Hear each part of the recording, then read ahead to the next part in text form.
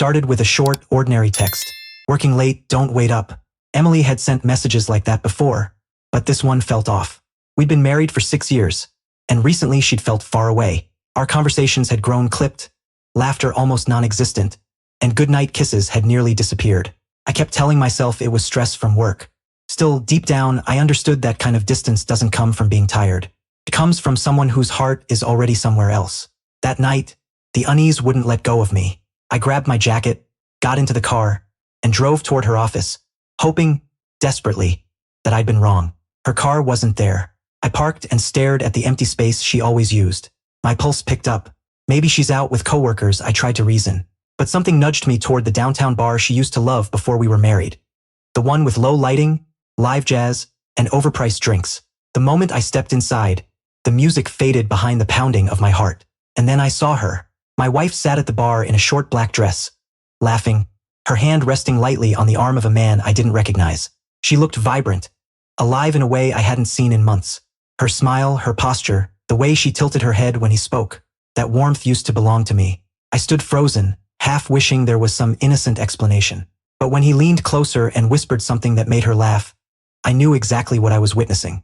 The bartender glanced my way, maybe recognizing the look on my face. I didn't yell. I didn't cause a scene. I walked toward them slowly, every step heavy but deliberate. When I reached her, she noticed me. The color drained from her face. "Mark," she whispered, her voice trembling. The man looked confused until he noticed the wedding ring on her finger. "You must be," he began, but I raised my hand. "Don't," I said quietly. My voice wasn't angry, it was hollow. I looked at Emily. "So this is where the late nights went." She opened her mouth, searching for words that never came. The room seemed to shrink as nearby eyes turned toward us. I slipped my wedding ring off, the small gold band that once symbolized forever, and gently placed it beside her drink. It clinked softly against the glass, louder than any outburst. "You can keep it," I said. "It seems more at home here than on my hand." Her eyes filled with tears. "Mark, please. It's not what it looks like," she whispered, reaching for me. I stepped back. "Don't," I said again. "Save the explanations for someone who still believes them." The man muttered an apology, but I barely registered it. I turned and walked out, feeling every stare press into my back. Outside, the cold air hit my face like the truth itself. I stood by my car, staring at my reflection. I didn't cry. I didn't scream.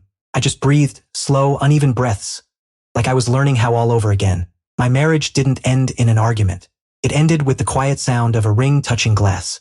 That night, I packed a bag and drove to my brother's place. I didn't say much, only that I needed space. He didn't ask questions. For the first time in years, I slept without checking my phone, without waiting for a goodnight text. The next morning, a lawyer friend called.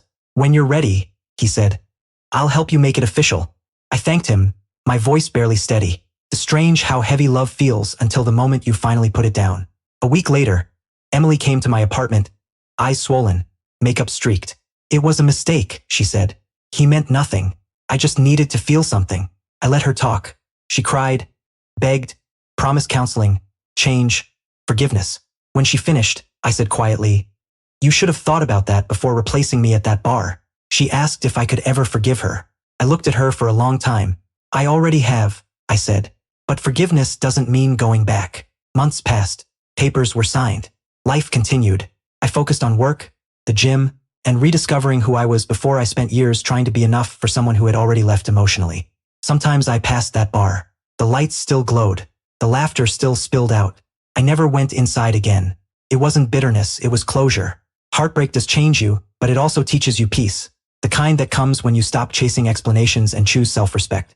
The night I left my ring beside her drink, I didn't just end a marriage. I reclaimed my dignity. And sometimes, walking away in silence sends the loudest message of all.